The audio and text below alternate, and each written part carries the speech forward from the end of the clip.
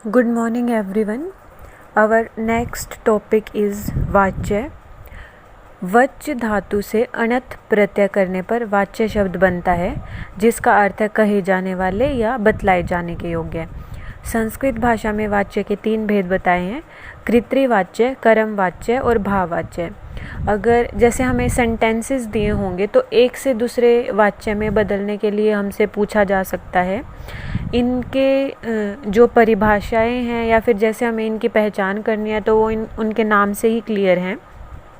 जैसे कृत्रिवाच्य है, इसमें क्या होगा कि कर्ता की प्रधानता होगी और कर्ता के अनुसार ही क्रिया का प्रयोग होगा, यानी कि जो कर्ता के पुरुष और वचन होंगे उसी के अनुसार क्रिया के भी पुरुष और वचन होंगे।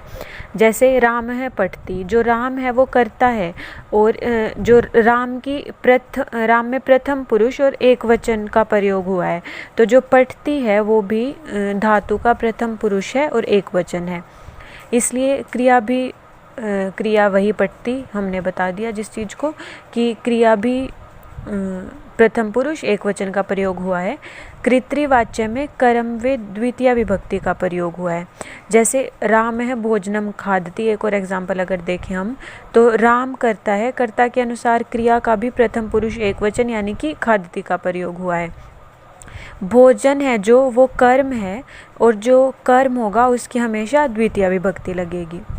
फिर उसके बाद बात आती है कर्मवाच्य। कर्मवाच्य में कर्म की प्रधानता होगी और इस वाच्य में कर्म में प्रथमा विभक्ति है तथा कर्ता में तृतीय विभक्ति होती है। क्रिया कर्म के अनुसार चलती है। कर्म वाच्य में लट, लंग, लिट, लोट, विधिलिंग लकारों के अंत में जो धातु होगी, जो धातु का शब्द होगा उसके बाद यह लगा देंगे तथा धातु रूप आत्मनेपद पद जैसे सेव है तो उसके जैसे चलेंगे। जैसे एग्जाम्पल है हमारे पास, जैसे पठ धातु होगी तो उसके बाद हमने यह लगा दिया, और जैसे आत्मनेपद का एग्जाम्पल सेव है तो जैसे उसकी धातु चलती है कि सेवते, सेवेते, सेवन्ते, तो वैसे ही पठ्यते, पठियेते, पठयन्ते यह लगा देंगे प्लस में आत्मनेपद वाली धातु की तरह एक शब्द लग जाएगा। फिर उसके बाद है भाववाच्य। यदि वाक्य में कर्म द्वितीय विभक्ति नहीं हो तो वह वाक्य भाववाच्य में परिवर्तित होगा। भाववाच्य में कर्ता में तृतीय विभक्ति होती है तथा क्रिया सदा प्रथम पुरुष एक वचन ही होती है। भाववाच्य में एक भी कर्म वाच्य के समान ही धातु का रूप में सदा आत्मनेपद में ही चलता है। जैसे जो राम है पठती है उसका भाववाच्य क्या होगा कि रामेण पठ्यते। अब हम कुछ एग्जाम्पल्स देखते हैं। जैसे हमारे पास है सह पुस्तकम पठती, तो ये तो कृत्रिवाच्य है। अब अगर इसे कर्मवाच्य में बदलना है तो क्या होगा कि कर्मवाच्य में तृतीय विभक्ति का यूज़ हो रहा है, तो जो स है उसकी तृतीय विभक्ति तेन हो जाएगी, कर्म की द्वितीय ही रहेगी और जो पठती है उसका पठ्यते हो जाएगा।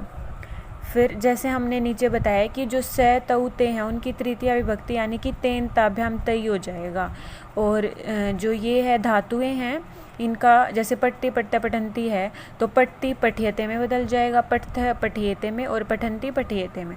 अब ऊपर हमारे पास एग्जाम्पल है वह 2 पुस्तकें पढ़ता है, तो इसका पहले हमने संस्कृत में किया कि स पुस्तकें पठती, फिर इसे हमें चेंज करना है कर्मवाच्य में, तो स को तेन हो जाएगा, पुस्तकें ऐसा रहेगा, ऐसे ही रहेगा, और पट्टी को पठियते हो जाएगा।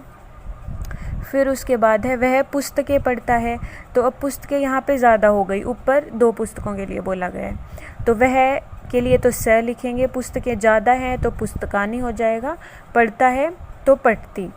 फिर उसके बाद है तो इसे हमने जैसे कर्मवाच्य में चेंज किया तो क्या हो जाएगा तेन पुस्तकानी पठ्यन्ते।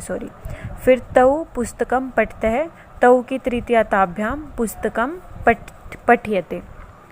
फिर उसके बाद हमारे पास कुछ और एग्जाम्पल्स हैं। जैसे त्वम का एग्जाम्पल है त्वम पुस्तकम पठसी, तो त्वम की तृतीया तव्या, पुस्तकम ऐसे का ऐसा रहेगा और पठ्यते। तो जैसे हमें वाच्य पढ़ने से पहले धातु और शब्द रूप भी अच्छी प्रकार से समझ अगर हमें आए हुए हैं तो ही हम इस टॉपिक को समझ सकते हैं। फिर अहम का एग्जाम्पल है अहम पुस्तकम पठामि, तो अहम की तृतीया मया पुस्तकम पठ्येते। ऐसे ही फिर अहम के और एग्जाम्पल्स भी हैं। फिर तऊ पुस्तकम पठते हैं तो तऊ को ताभ्याम हो जाएगा, और पठते का पठ्येते, तो ताभ्याम पुस्तकम पठ्येते। फिर है ते पुस्तकम पठन्ति, तो ते पुस्तकम पठ्यते हो जाएगा। युवाम पुस्तकम पठतः, युवाभ्याम पुस्तकम पठ्यते हो जाएगा। यूयम पुस्तकम पठत में युष्माभि पुस्तकम पठ्यते। फिर उसके बाद आवाम का आवाभ्याम हो जाएगा और पठावे का पठ्यते हो जाएगा, तो आवाम पुस्तकम पठावे का आवाभ्याम पुस्तकम पठ्यते। वयम पुस्तकम पठामे का अस्माभि पुस्तकम पठ्यते। फिर उसके बाद लरिट लकार के एग्जाम्पल है स पुस्तकम पठिष्यति, तो स को तेन हो जाएगा, पुस्तकम पठिष्यते। फिर ऐसे ही कुछ और एग्जाम्पल्स देख लेते हैं। यहाँ पे है रमा पत्रम लिखती, तो रमा की तृतीया विभक्ति रम्या है, तो रमा को रम्या हो जाएगा। और पत्रम यूँ का यूँ रहेगा, जो करम है उसकी वही विभक्ति रहेगी, और लिखती को हो जाएगा लिखियते।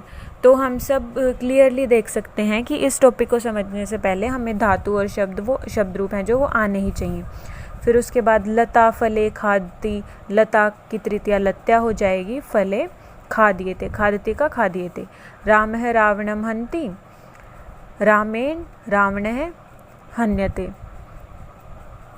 फिर उसके बाद है रेखा पुस्तकम न पठति, रेखया पुस्तकम न पठ्यते। भक्तः ईश्वरं स्मरति, भक्तेन ईश्वरः स्मरते। त्वं गृहं गच्छसि, तव्या गृहं गम्यते। शिशु दुग्धं पिबति, शिशुना दुग्धं पीयते। कांता पुष्पे स्पर्शति, कांतया पुष्पे स्पर्श्येते। विप्रः यानी कि ब्राह्मण को बोला जाता है, विप्रः वेदा पठिष्यति, विप्रेण वेदा पठिष्यन्ते। स नगरं गमिष्यति, तेन नगरं गमिष्यते। वीरं शत्रुं जयति, वीरेण शत्रु जीयते। अहं बालकं पश्यामि, मया बालकः पश्यते। स किम् अलिखत्, तेन किम् अलिख्यत्। त्वं न विभेष्यति, तव्या न भीयते। रमा गीतानि गायति, रम्या गीतानि गायति। फिर उसके बाद सा कार्यं करोति, तया कार्यं क्रियते। करोति में क्री धातु है। फिर उसके बाद कुछ ये तो इजी एग्जाम्पल्स ही हैं, जैसे स हस्ती, तो स को तेन करना है और हस्ती को हस्यते हो जाएगा। सिंह की तृतीया सिंहेन गर्जियते हो जाएगा। तौ हस्ते ताभ्याम हस्यते। यूयम हसत, युष्माभि हस्यते। अहम हसामि, मया हस्यते। ते हसन्ति, ते हस्यते। वयम स्मारमः, अस्माभि स्मर्यते।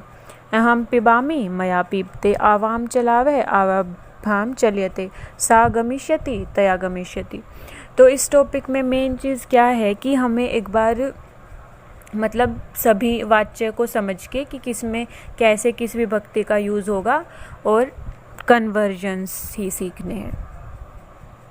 धन्यवाद।